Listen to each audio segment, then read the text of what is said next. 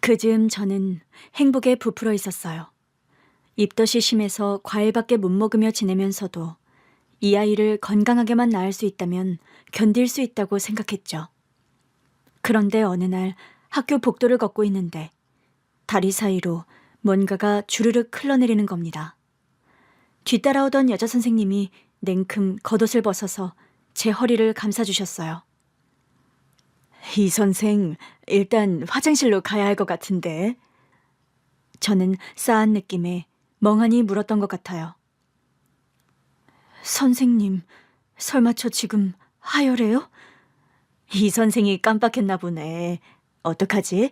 일단 화장실로 가서. 선생님, 저 임신 중인데요? 뭐? 저는 너무 놀라서 그 자리에 주저앉았고 결국 학교에 119까지 오는 소동이 벌어졌어요. 그러나 저를 당황시킨 건 학교에서 벌어진 그 소동이 아니라 병원에서 들은 진단 결과였죠. 애초에 임신이 아니셨던 것 같습니다. 말도 안 돼요. 저 임신 맞는데요. 테스트기도 2줄 나왔어요. 아직 주차가 안 돼서 병원은 안 가봤지만 분명해요. 생리도 없었고요. 생리가 좀 늦어진 걸로 보입니다. 네? 말도 안 돼요. 저 또 유산된 거죠? 그렇죠? 또요? 저 지금 유산만 5번째란 말이에요. 맞죠? 또 유산인데 지금 거짓말 하시는 거죠? 의사는 많이 당황한 듯 했어요. 정말 죄송하지만 임신이 아니셨어요. 상상 임신이셨던 것 같아요. 제가 이런 사례를 꽤 봤거든요. 더더구나 그간 유산을 계속하셨다면 더더욱 호르몬 변화나 심리적 스트레스 때문에 상상 임신을 했을 수도 있어요. 그런 줄도 모르고 동료 선생님에게까지 임신이라고 했으니 이 일을 어쩌나 싶더라고요. 그간 반복된 유산으로 인해 이번만큼은 남편이랑 둘만 알고 있었던 게 그나마 다행이었다 싶었어요. 제 꿈은 다복한 가정을 꾸리는 것이었어요. 오직 그 꿈 하나로 직업도 가정을 꾸리기 좋은 초등학교 교사가 됐죠. 아이들을 워낙 좋아하기도 했고 좋은 선생님에서 시작해서 좋은 엄마로 끝나는 것이 내 삶의 이정표이기도 했어요. 교사가 되고 결혼한 것까지는 제 삶의 계획에 착착 맞게 진행됐어요. 이즈음 결혼했으니 우리 부부가 원하던 아이 셋은 충분히 낳겠다 싶었고 이제 임신만 하면 된다고 쉽게 생각했죠. 누가 봐도 저도 남편도 건강했거든요. 그리고 얼마 안 가 그토록 기다렸던 임신이 됐을 때 저는 남편을 끌어안고 엉엉 울었어요. 여보, 우리 엄마 아빠 되는 거야. 너무 신나서 방방 뛰었는데 너무 경거망동했던 걸까요? 2달도 안 가 첫 번째 유산을 했어요. 처음엔 다 제 탓 같아서 정신을 차릴 수가 없었어요. 그날 학교 늦었다고 급히 뛰어간 게 문제였나? 면역력에 좋은 음식을 더 챙겨 먹어야 했나? 내 아이 하나 지키지 못한 내가 미웠어요. 남편은 저를 위로했어요. 괜찮아. 지금은 당신 몸 추스르는 데만 신경 써. 도대체 어떤 녀석이 우리한테 오려고 이렇게 우리 와이프를 힘들게 하나 모르겠네. 내가 우리 애를 힘들게 한 거 아닐까? 그래서 우리 애가 가버린 거면? 쓸데없는 소리. 2달도 안 됐었잖아. 너무 큰 의미 부여하지 말자. 남편은 자신이 가져본 적이 없어서 그런지 생각보다 정리가 빠르더라고요. 솔직히 좀 섭섭했어요. 태어날 수 있었던 우리 아이가 사라진 건데 다음 아이를 생각하다니. 내가 알던 아이 좋아하고 다정다감하던 그 남자가 맞나 싶더라고요. 그러나 2번째 임신에 성공하면서는 저도 유산한 아이는 있게 되더라고요. 2번째로 찾아온 이 아이를 지켜야겠다는 생각뿐이었어요. 그때부터는 절대 무리하지 않겠다는 것을 인생 목표처럼 삼고 살았죠. 그러나 그렇게 조심했는데도 2번째 아이도 유산이 되고 말았어요. 너무 무섭더라고요. 유산이 또 될 거라고는 생각조차 해본 적 없었으니까요. 문제는 3번째 임신 역시 유산으로 끝났다는 거예요. 그 즈음 되자 임신이 돼도 기쁘기보다는 걱정이 앞서더라고요. 그리고 저를 정말 힘들게 했던 건 네 번째 유산이었죠. 7개월이 넘게 아이를 품고 있었고 이번에는 정말 태어나려나 보다, 우리에게 오려나 보다 했는데 임신 7개월째에 또 유산을 한 거예요. 그 즈음에는 정말 비관적이었죠. 여보, 아무래도 난 무자식 팔자인가 봐. 나 때문에 당신까지 어떡해? 여보, 당신이 유산이 됐다면 그건 내 책임도 있는 거야. 당신만의 문제가 아닐 거야. 여보, 나 어떡해? 난 이제 임신해도 기쁘지가 않아. 결국 병원에서도 난임 판정을 하더라고요. 남편은 한의사였어요. 소개팅으로 만나 결혼까지 하게 됐는데 첫눈에 그냥 잘 맞는 짝이라는 걸 알았어요. 우리는 아이를 좋아한다는 공통점이 있었고 아이 셋 이상을 낳고 싶다는 점도 똑같았어요. 다산을 원하지 않는 부부도 많고 심지어는 딩크족을 선택하는 부부들도 많은 세상에 뭔가 잘 통한다 싶더라고요. 그래서 이유를 물어봤죠. 왜 아이를 셋 이상 낳고 싶으세요? 저희 집이 워낙 다복했거든요. 저도 그런 가정을 꾸리고 싶어서요. 자고로 식구는 많을수록 좋다는 게 제 생각이에요. 와, 부럽네요. 저는 오히려 반대예요. 저는 외동딸이라 늘 형제자매 있는 친구들이 부러웠었어요. 아, 그래서 셋 이상 낳고 싶으신 거구나. 아이들한테 형제자매를 만들어주고 싶으신 거네요. 마음이 참 따뜻하시네요. 제 욕심일 수도 있지만 저도 하나보다는 둘이 낫고 둘보다는 셋이 낫다고 생각해요. 초등학교 교사시면 남부러울 것 없이 편하게 사실 수 있을 텐데 자녀를 셋 이상 원하실 줄은 몰랐어요. 이렇게 잘 맞는 분을 만난 것도 처음이네요. 같은 마음이었지만 처음부터 너무 좋아하는 티를 내고 싶진 않더라고요. 그래서 그런가요? 하고 내숭만 떨다 왔죠. 아무래도 나 결혼하겠다 싶어서 밤새 잠이 안 왔던 기억이 나요. 왜냐하면 잠들기 전 그 사람에게서 애프터 신청이 왔거든요. 언제 한번 자기가 좋아하는 곳에 가고 싶다고 하는데 딱 30분만 기다렸다가 대답했어요. 좋다고요. 그렇게 남편과의 연애가 시작됐죠. 우리 둘 다 1년 정도 만나보고 결혼하자는 데에 동의했고 1년이 딱 지나자 남편이 청혼하더라고요. 우리 아이 많이 낳고 다복하게 살자. 좋아. 남부러울 것 없는 결혼이었어요. 결혼식 때부터 부러워하는 소리를 많이 들었죠. 남편이 한의사에 아내가 초등학교 교사면 먹고 살 걱정은 없겠다고 다들 부러워하더라고요. 저로서는 우리 둘 다 직업이 좋은 이유 중 가장 큰 이유도 양육 때문이었어요. 우리 둘이 힘을 합치면 아이들을 여럿 키워도 경제적으로 어렵지 않을 것 같더라고요. 이왕이면 풍족한 환경에서 키우고 싶은 게 당연하니까요. 시댁에서도 얼마나 환영을 받았는데요.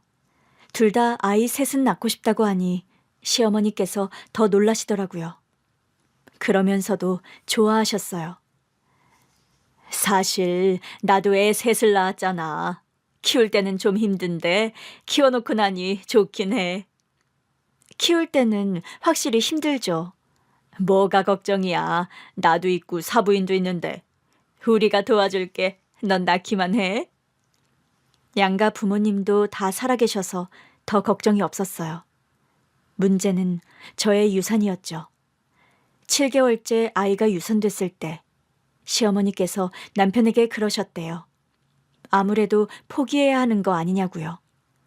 이러다가는 제가 제명까지 못 살 것 같아 걱정하셨나 봐요. 남편이 시어머니의 말씀을 전하며 덧붙이더라고요. 나도 이제 생각이 좀 바뀌었어. 굳이 애 셋이나 낳아서 뭐 할 거야. 하나라도 낳아서 잘 키우면 되지. 난 그래도 다복한 게 좋은데. 난 당신이 무리하거나 스트레스 받지 않는 게 더 좋아. 그러나 7개월을 품은 아이가 유산이 됐는데 스트레스 받지 않을 엄마가 어딨겠어요. 저는 이미 스트레스로 쓰러지기 일보 직전이었어요. 갑자기 몸이 허전해지자 마음도 허전해졌어요. 곧 만날 아이 생각에 사둔 아기용품도 다 무용지물이 되고 말았죠. 한동안은 아기용품을 보면서 울기만 했던 것 같아요. 그러고 있는데 친정엄마가 오셨어요. 미역국은 먹었어? 왜 왔어? 오지 말라니까. 미역국은 먹여야 할 것 같아서. 벌써 3번째 유산하고 미역국을 먹네? 이제 지겨워. 안 먹어도 될 것 같아. 유산도 출산이랑 똑같다더라.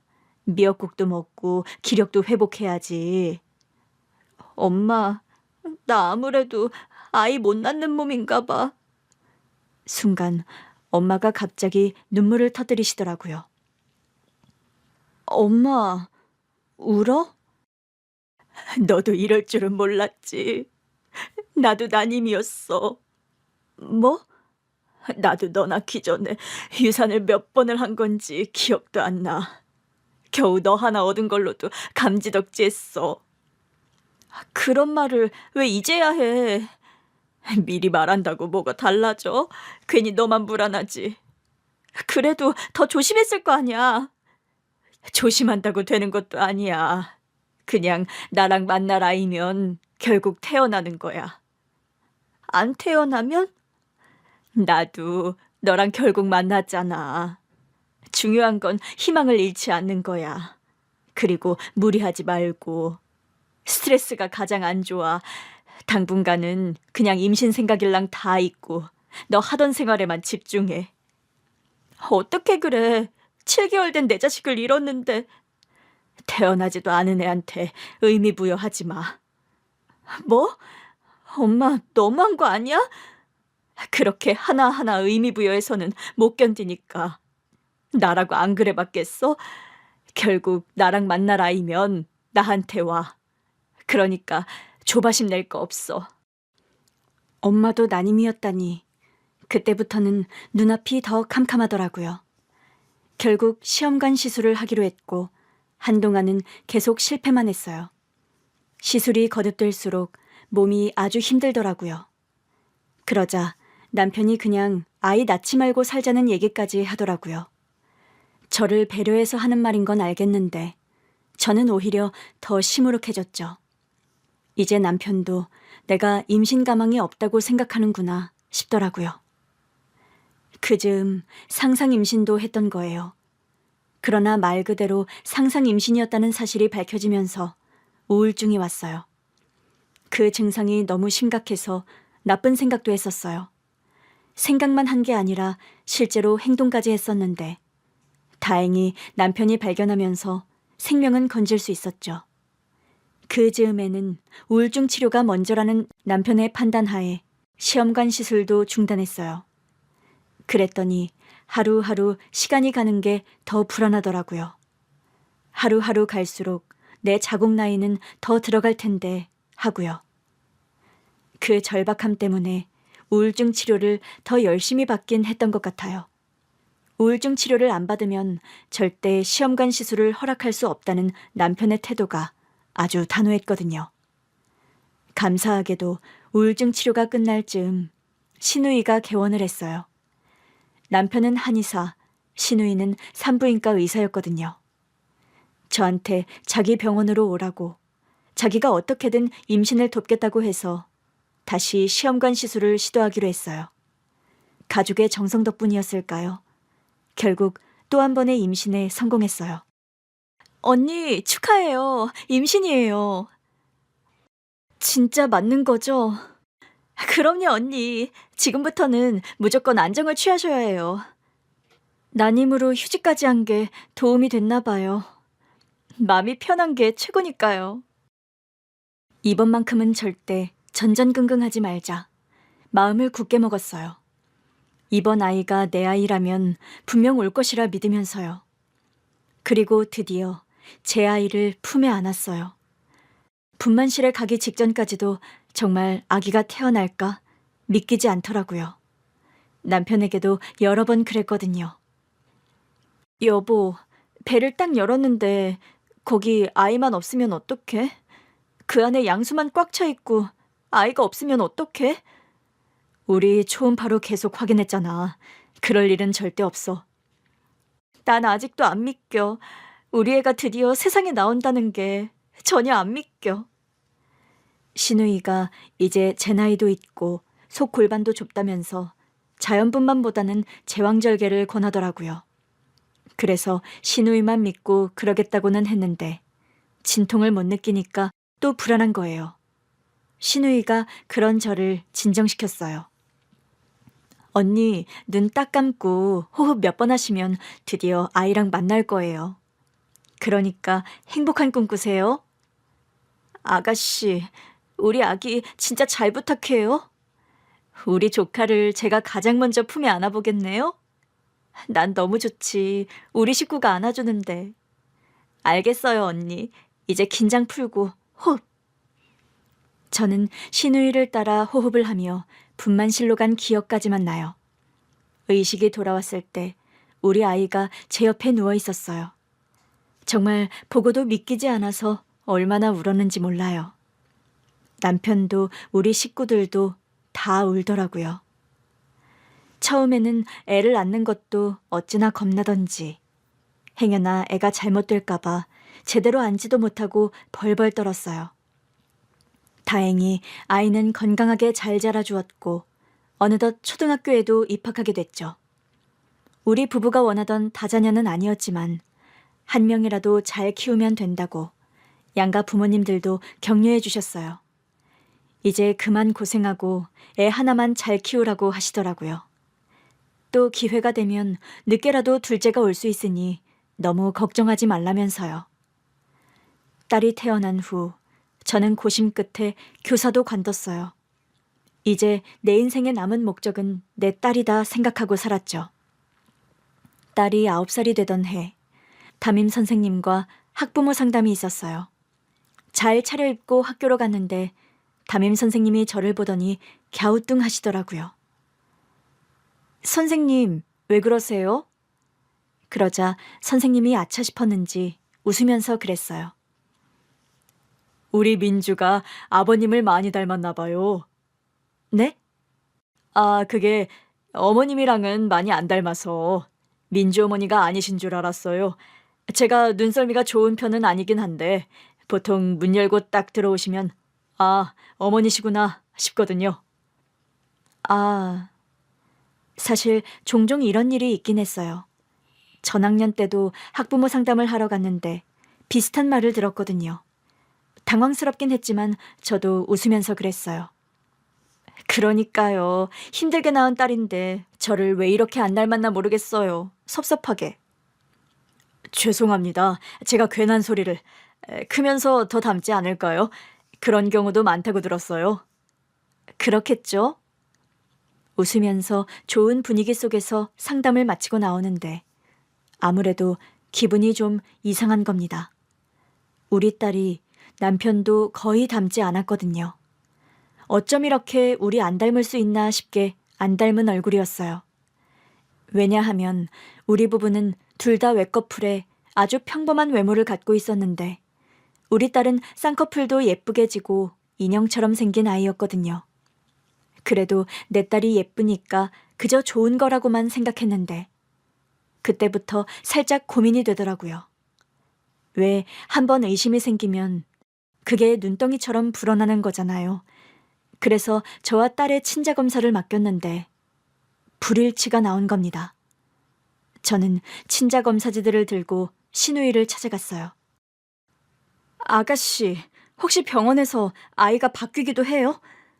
언니, 무슨 그런 말도 안 되는 말씀을. 이거 봐요. 우리 애가 내 친자가 아니래요. 친자 검사 결과를 본 신우이 얼굴이 하얗게 질리더라고요. 아가씨, 어떡하면 좋아요?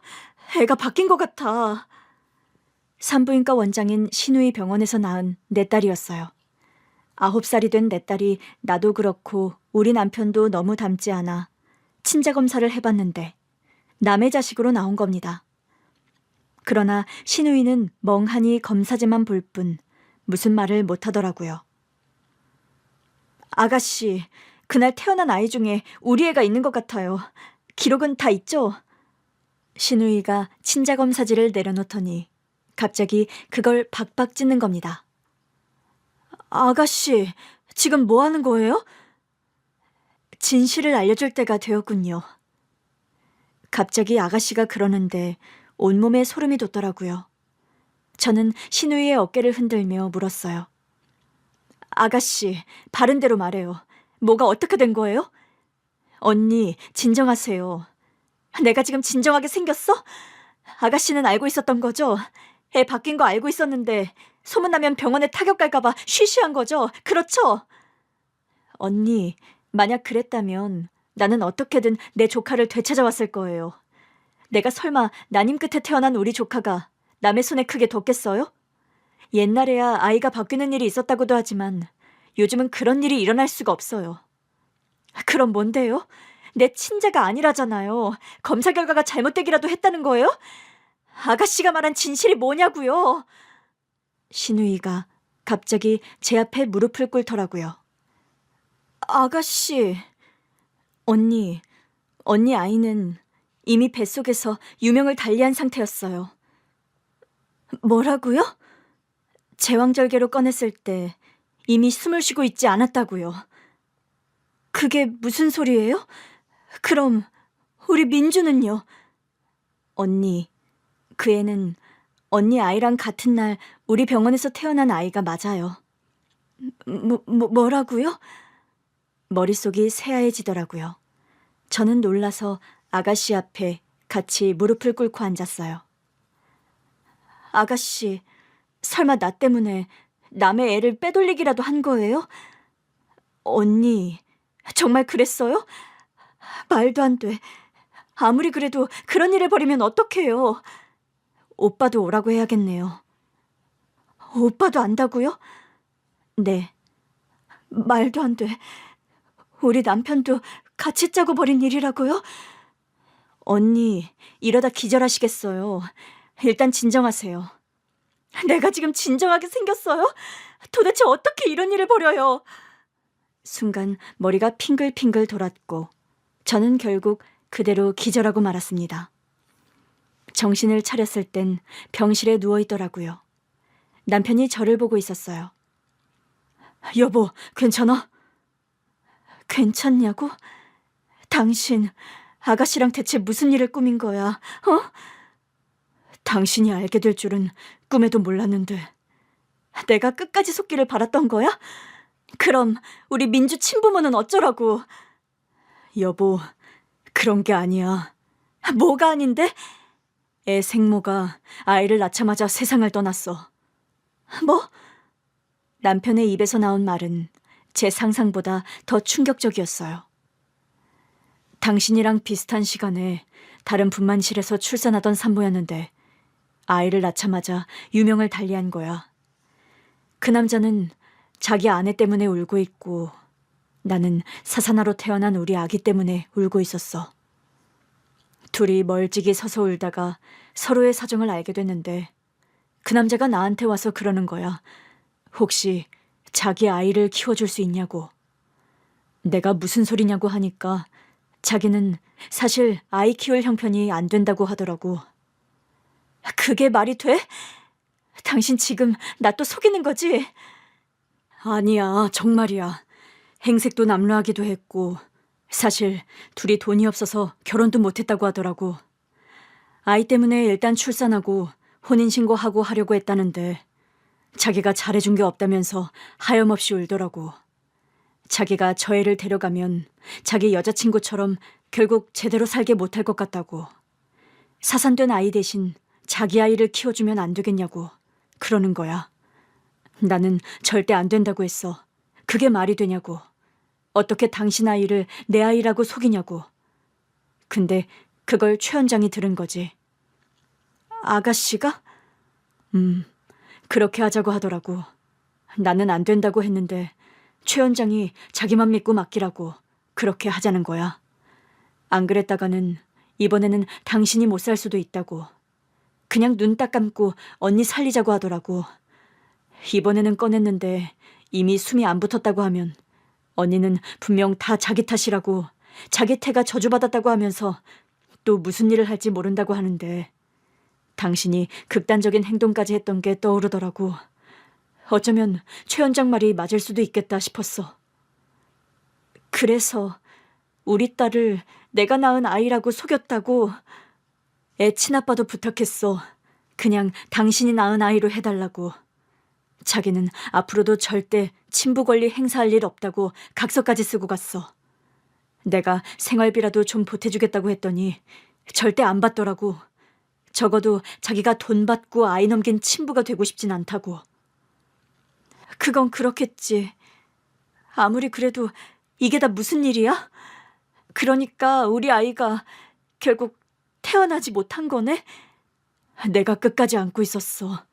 보내줄 때까지 계속 안고 있었는데 이미 숨을 거둔 상태라 장례를 치를 수밖에 없었어. 어떡하면 좋아. 우리 아이 불쌍해서 어떡해. 미안해. 사실대로 말하면 그때는 당신이 못 견딜 것 같아서 나도 동의한 거야. 나는 당신이라도 살려야 했으니까. 난 자식 없어도 당신 없이는 못 사니까. 근데 어쩜 그렇게 천연덕스럽게 굴었어? 자기 친딸처럼 키웠잖아. 우리한테 왔으니까 우리 자식이지. 우리 딸도 불쌍하잖아. 엄마는 자기 낳자마자 떠났고 친아버지는 형편 때문에 친권도 양육도 포기했고 결국 그 애보다는 자기 현실을 택한 거잖아. 그 누구도 책임지지 않겠다고 한 아이인데 가엾잖아. 나라도 진짜 아빠로 키워주고 싶었어. 마침 그때 우리한테 오게 된 거면 당신이 낳은 거나 다름없다고 생각하기도 했고 우리 애도 끝까지 모를 뻔했잖아. 미안하지만 나는 거기까진 생각 못했어. 그때는 그냥 당신만 생각했어. 당신만 내 곁에서 행복하게 살 수 있다면 아무것도 두렵지 않았어. 내가 못 살아. 그럼 시간 좀 지나서라도 말했어야지. 난 내 자식이 먼저 간 줄도 몰랐잖아.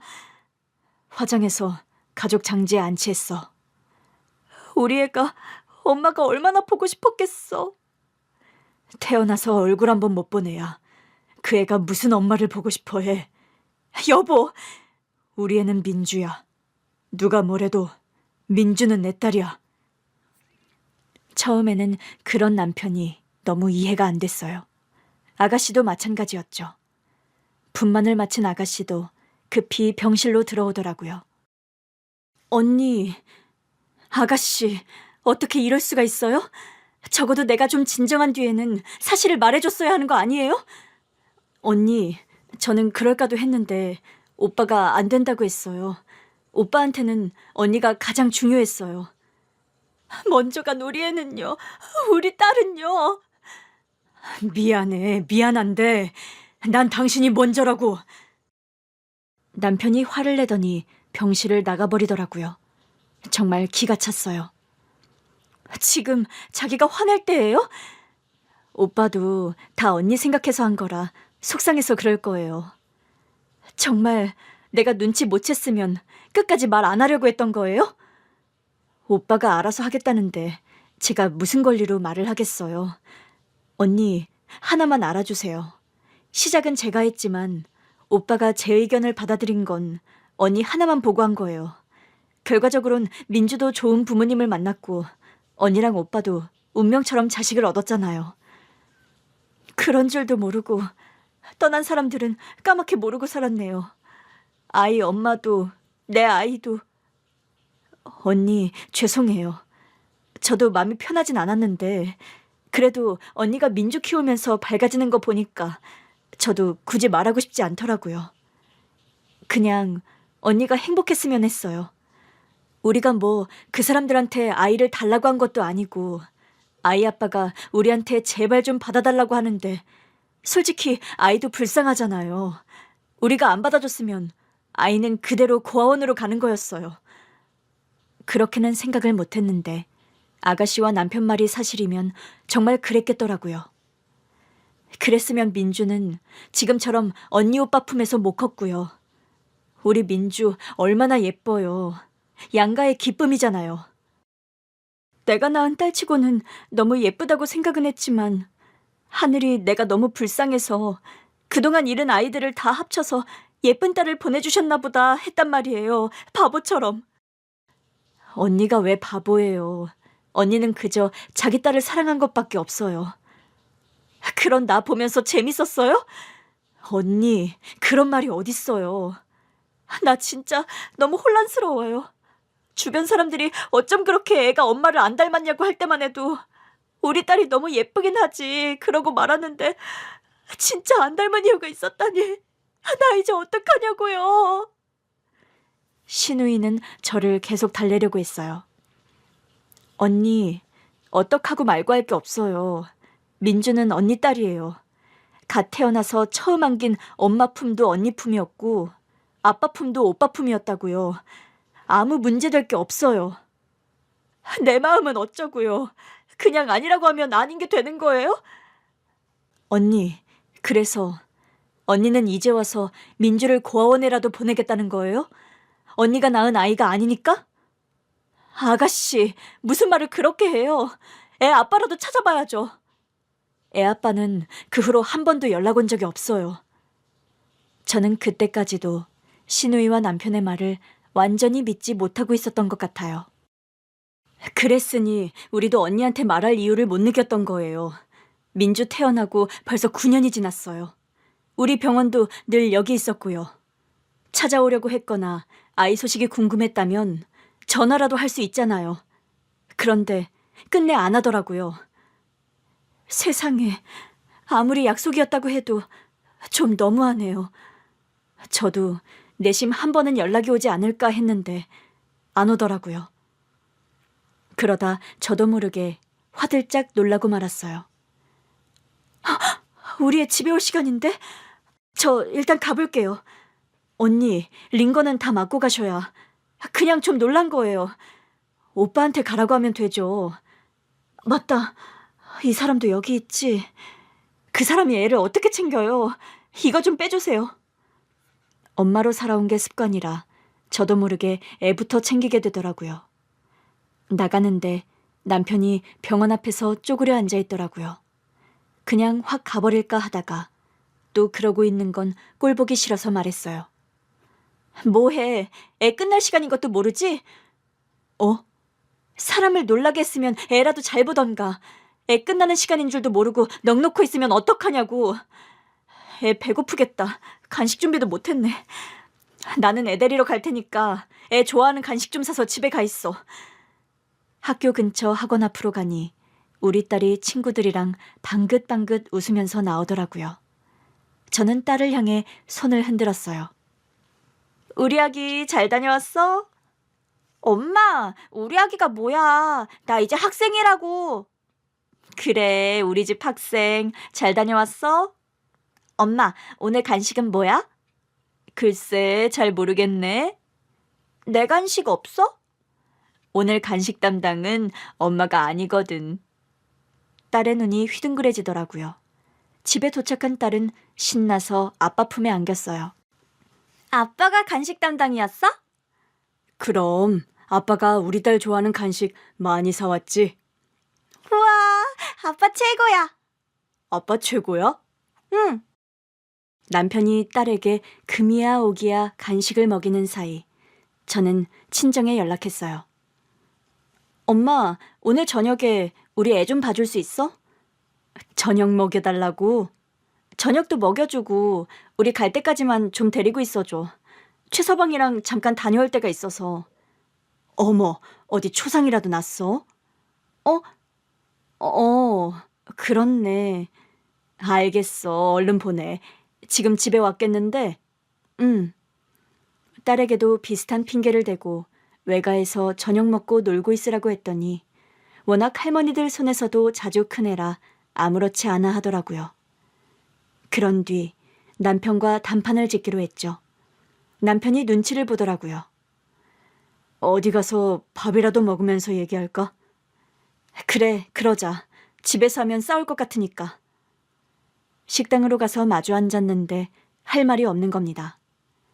그간은 우리 딸 얘기만 해도 시간 가는 줄 몰랐는데 갑자기 모든 게 허무했어요. 여보, 사실 이 일은 우리가 싸우고 말고 할 문제도 아니야. 민주는 누가 뭐래도 우리 딸이고 앞으로도 우리가 키울 거잖아. 그래, 100만 번을 다시 생각해도 애를 다른 데로 보낼 순 없어. 하지만 진짜 내 딸이라고 생각해도 되는 건지가 의문이야. 정말 그 아빠가 애를 포기한 게 맞는지 아니면 아가씨랑 당신이 엉뚱한 일을 벌인 게 아닌지 불안해. 이걸 확인시켜 줄 수도 없고. 왜 없어? 아니, 그걸 확인하려고 애 친부한테 연락해야 한다는 건데. 그때였어요. 우리가 있던 식당룸의 문이 열리고 아가씨가 들어왔어요. 쟤도 불렀어? 그리고 뒤따라 저로선 처음 보는 남자가 따라 들어왔죠. 남편이 놀라서 벌떡 일어나더라고요. 이게 어떻게 된 거야? 오빠, 언니가 하도 불안해하길래 내가 연락했어. 병원 기록에 남은 연락처로 연락했더니 받더라고. 우리 딸의 친부가 저를 보더니 90도로 허리를 숙여 인사했어요. 처음 뵙겠습니다.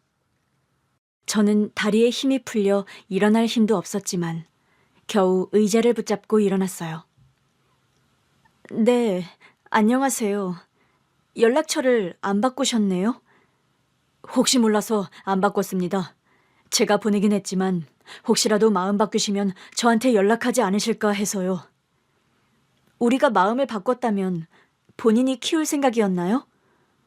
그때 형편과 맘 같아선 확실하진 않아요. 제가 키우는 게 고아원에 있는 것보다 더 안 좋은 환경이었으니까요. 지금 보기엔 잘 지내시는 것 같은데. 애엄마 떠나고 아이까지 보낸 뒤 정신 차렸습니다. 내가 능력이 없으니까 무엇도 지킬 수 없다는 걸 알게 됐거든요. 우리가 서서 얘기하자 신우이와 남편이 일단 앉자고 하더라고요. 식사를 주문한 뒤 대화가 이어졌어요. 그래서요? 지금은 어떻게 지내시는데요? 대단한 건 아니지만 9급 공무원 시험에 어렵게 합격했어요. 합격해서 다닌 지는 5년 좀 넘었고요. 정말 잘하셨네요. 감사합니다. 저희 아이를 맡아주신 덕분이에요. 아이까지 키우면서는 절대 못했을 거예요. 저는 사실 지금도 아이의 권리는 친부에게 먼저 있다고 생각해요. 예? 아닙니다. 저는 그때 양육을 포기했던 사람이에요. 지금은 양육할 상황이 되신다면서요. 안정적인 직장이 생겼다는 뜻이었어요. 보기 좋아 보인다고 하셔서. 그게 무슨... 우리 때문에 연락 못 하신 거 아니에요? 안정적인 직장도 구했고 아이 양육도 가능한 상황인데 이제와 말을 바꿀 수 없었던 거 아닌가요? 아닙니다.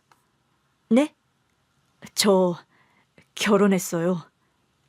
아가씨는 이미 오면서 들은 건지 놀라지 않았고 남편도 저랑 똑같이 놀란 얼굴을 하고 있더라고요.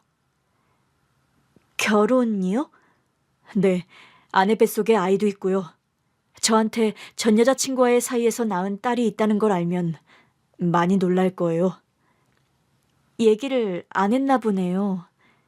네, 같은 공무원이었고 2년 정도 연애하다가 결혼한 지 이제 1년 정도 됐어요. 그 사이에도 전혀 연락이 없으시기도 했고 사실 저도 잊고 지냈습니다.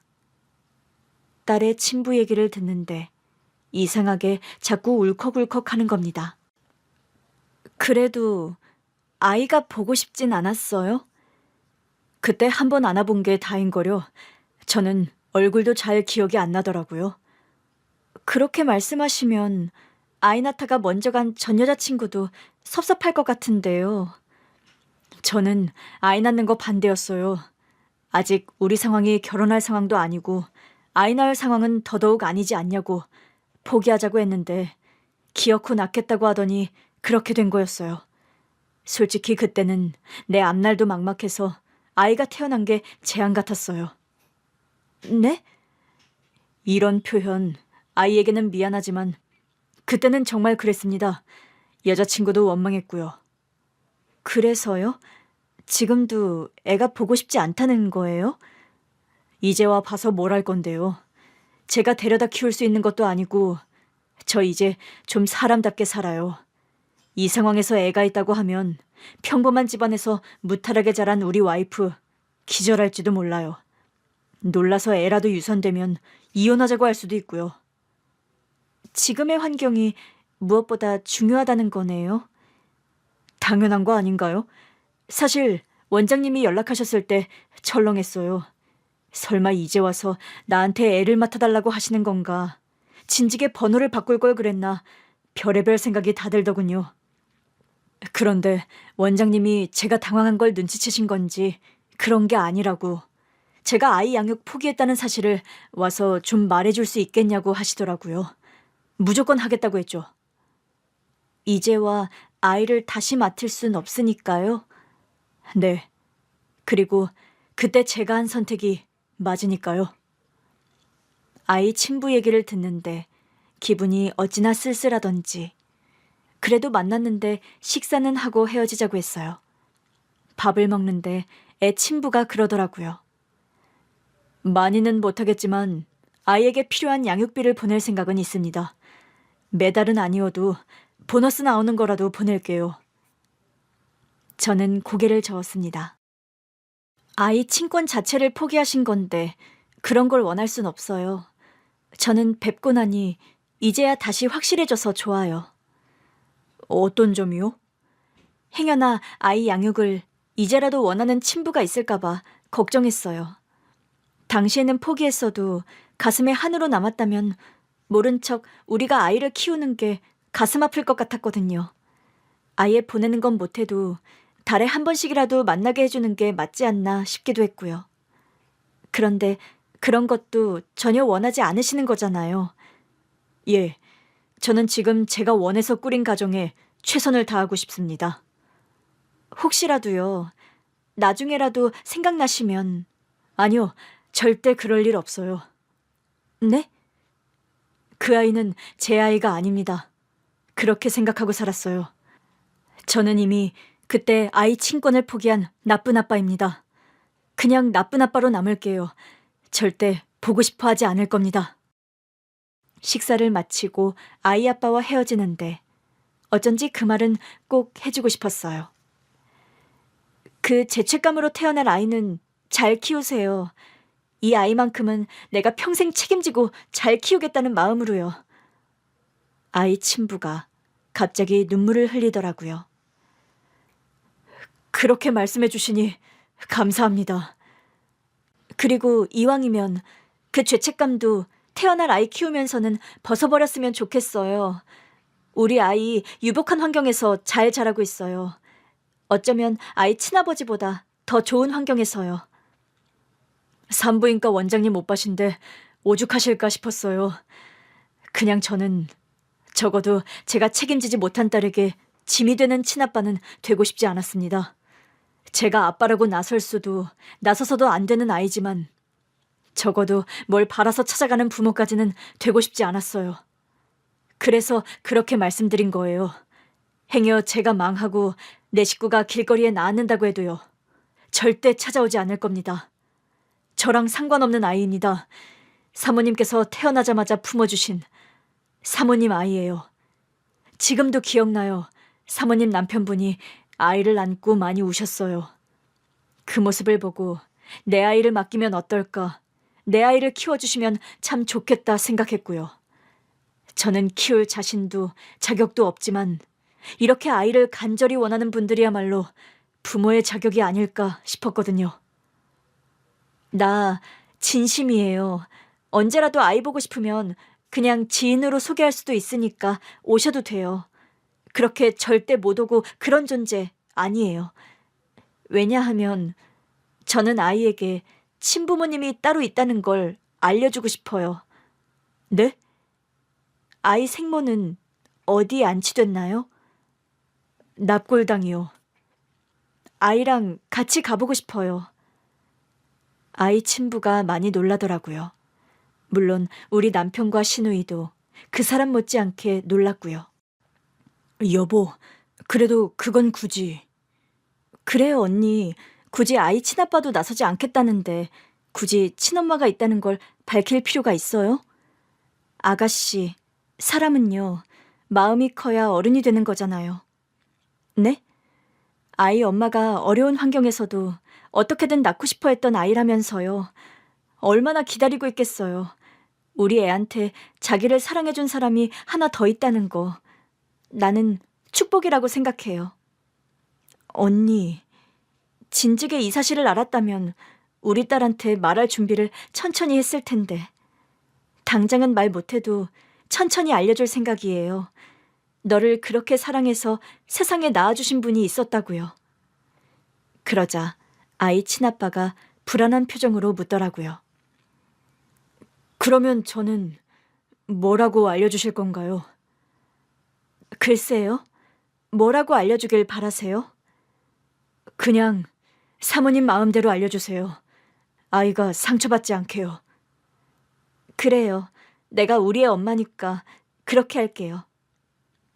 아이 친부와 헤어진 뒤 남편과 시누이가 차 한잔하고 들어가자고 하더라고요. 그 자리에서 시누이가 한 번 더 저에게 사주했어요. 언니, 다시 충격받고 무슨 일 저지를까봐 언니 허락도 없이 우리 멋대로 일을 벌였어요. 용서해주세요, 언니. 내가 당신 없이 살 자신이 없어서 그랬어. 미안해. 난 또 당신이 우리 딸을 친아빠한테 보내려는 줄 알고 시겁했지 뭐야. 두 사람 다 이제 그만. 이제 더는 숨길 것도 없고 나도 사실 그대로 받아들이면 되니까 잘 이겨내볼게요. 처음에는 내가 이 상황을 이겨낼 수 있을까 무서웠는데 애 친아빠 보고 나니까 두 사람 말이 다 사실이었다는 걸 알게 돼서 다 괜찮아졌어. 이제 우리 딸한테 진실을 말할 수 있어서 좋기도 하고. 근데 언니, 그걸 굳이 말할 필요가 있어요? 말했잖아요. 우리 딸을 낳아준 그 엄마. 우리 애가 그 엄마가 자기를 얼마나 사랑해서 낳아줬는지는 알아야지. 그냥 같은 엄마여서 그런가? 아이를 낳고 싶었던 그 엄마의 마음을 알 것 같아서 그래요. 내가 그 사람의 입장이었다고 생각해봐요. 그토록 낳고 싶은 아이를 낳았는데 한 번 보지도 못하고 가버렸다고 생각하면 가엾지 않아요? 결국 시누이랑 남편도 더는 제 뜻을 반대하지 못하더라고요. 그날 이후로도 우리의 일상은 늘 같았어요. 저는 아이를 키우는데 최선을 다하며 지냈고 우리 남편도 아이 아빠로서 최선을 다했고요. 대신 한 가지 달라진 건 딸과 함께 더 많은 시간을 함께 보내면서 딸에게 출생의 비밀을 차분히 알렸다는 것이죠. 그러니까 엄마가 날 낳아준 게 아니라고? 널 사랑으로 낳아주신 분은 따로 있어. 왜? 왜 엄마가 안 낳았어? 안 낳은 게 아니라 못 낳은 거야. 엄마가 임신이 돼도 자꾸 유산이 됐었거든. 헉! 정말? 그날도 엄마가 아이를 낳으러 갔는데 아이가 뱃속에서 먼저 하늘나라로 가버린 거야. 그런데 같은 날 네가 태어난 거지. 널 낳아주신 분은 너를 낳자마자 돌아가셔서 널 보지도 못하셨어. 그건 슬픈데? 맞아. 그래서 엄마도 우리 딸한테 이 얘기를 해주는 게 맞는 것 같아서. 너를 정말 정말 사랑해서 목숨을 걸고 낳아준 생모가 있다는 거 우리 딸이 알았으면 좋겠어. 우리 딸이랑 엄마랑 아빠는 기억해줘야 하지 않을까? 맞아. 기억해줘야 해. 우리 딸 참 착하다. 그분 덕분에 우리가 가족이 된 거야. 엄마랑 아빠와 우리 딸을 위해서라면 뭐든 다 할 수 있어. 그런데 그런 딸을 우리랑 만날 수 있게 해주신 분이 널 낳아주신 분인 거야. 딸이 잠깐 말이 없더라고요. 애가 충격을 받았겠다 싶어 걱정하고 있는데 다시 저를 보더니 그랬어요. 우리 반에 엄마랑 아빠랑 재혼한 애가 있어. 그럴 수 있지. 또 우리 반에는 엄마가 돌아가신 애도 있어. 그래? 안타깝네. 근데 나는 엄마가 있으니까 괜찮은 것 같아. 응? 재혼한 애는 새엄마가 낳은 동생이 밉대. 어머, 그래? 자기는 왜 엄마 뱃속에서 안 나왔을까 그러면서 울었어. 근데 나는 지금 하나도 안 슬퍼. 엄마가 나 진짜 사랑하는 거 난 알거든. 당연하지. 엄마한테는 우리 민주뿐인걸? 엄마가 동생을 낳으면? 엄마가 이제 와서 동생을 낳을 수 있을지는 모르겠지만 엄마랑 아빠는 재혼한 것도 아니고 처음부터 같이 산 부부잖아. 같이 너를 키웠고 아주 만약 네 동생이 태어난다고 해도 너랑 똑같은 엄마 자식이지. 새엄마를 만난 아이는 태어날 때부터 새엄마가 키운 게 아니라 정이 좀 덜 들어 그럴 거야. 가족은 같이 오래 살다 보면 더 깊은 정이 드는 거야. 근데 우리 딸은 엄마가 갓난아이 때부터 키웠어. 너를 처음 품에 안은 사람도 엄마랑 아빠야. 그러면 나는 계속 엄마 아빠 딸이야? 처음부터 끝까지 엄마 아빠 딸이지? 아직 어려서 내심 불안한 구석이 있어 보이긴 했지만 그건 우리 부부가 사랑으로 더 채워주자고 다짐했어요. 이 사실을 안 친정엄마도 왜 그랬냐고 하시더라고요. 아니, 어차피 애는 모르는 일인데 굳이 말해야 해? 엄마, 같은 엄마끼리 그러는 거 아니지. 내가 애 생모를 외면하면 우리 딸의 뿌리를 외면하는 거랑 똑같은 거잖아. 애 생모가 애를 버렸다면 또 모르겠는데 그렇게 간절히 원해서 낳았다는데 애 얼굴 한번 못 본 게 마음 아파. 하여튼 이제 어떡할 거야. 애가 나한테도 할머니, 할머니도 계속 내 외할머니죠. 이런다니까. 엄마, 그냥 계속 확신을 줘. 나는 차라리 어릴 때부터 내가 데리고 그 확신을 주면서 키우는 게 낫다고 생각해. 괜히 어른 됐다고 뒤늦게 알려서 애 혼자 감당하게 하고 싶지 않아. 그냥 우리가 사랑하는 마음만 계속 표현해주면 되는 거잖아. 결국 받아들일 거야. 우리가 누구보다 자기를 사랑하는 가족이라는 거 이미 다 받으면서 자랐으니까. 그리고 몇 달 뒤, 딸이 모든 사실을 편안하게 받아들였을 때 딸에게 물어봤어요. 낳아주신 엄마 계신 곳에 같이 가볼래? 응. 저는 이미 한 번 다녀왔는데 애엄마 사진이 없더라고요. 그게 좀 아쉽긴 했지만 아쉬운 대로 딸에게 보여줬어요. 낳아주신 엄마 성함이야. 응. 인사 한번 드릴까? 안녕하세요. 딸이 꼭 처음 보는 어른에게 하듯 해서 저도 모르게 웃음이 나더라고요. 그래서 남은 인사는 제가 했어요. 저는 두 번째죠. 사시는 게 참 힘들었다고 들었는데 맘고생하면서 낳은 딸 잘 크고 있어요. 우리의 꿈이 의사인데요. 언제 바뀔지는 모르겠지만 일단은 그렇대요. 애가 아직 어려서 낳아준 엄마, 키워준 엄마가 따로 있는 걸 천천히 받아들이는 중이에요. 이 아이가 커서 엄마가 되면 생모가 어떤 의미인지 더 알게 될 거예요. 그러니까 너무 섭섭하게 생각하진 마세요. 어쩔 수 없이 제가 키운 딸이라 저처럼 철이 좀 없네요.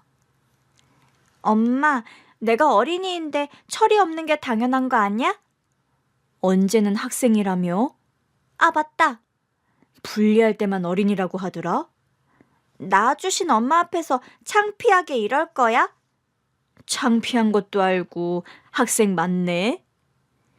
딸의 손을 잡고 나오는데 딸이 묻더라고요. 언젠가는 누구나 다 하늘나라로 가는 거지? 그럼. 엄마랑 아빠도? 우리 다. 그러니까 우리 함께 살아갈 수 있는 것에 감사하자. 그리고 서로 더 많이 사랑해주자. 응, 나 자신 있어. 그러면서 딸이 제 볼에 뽀뽀를 해주더라고요. 저도 우리 딸 양 볼과 이마, 입술에까지 뽀뽀 세례를 퍼부었어요. 마지막으로 딸의 생모가 잠든 납골당을 돌아보며 이렇게 사랑스러운 내 딸을 낳아주셔서 감사하다고 한 번 더 인사한 뒤 딸의 손을 잡고 집으로 돌아왔습니다.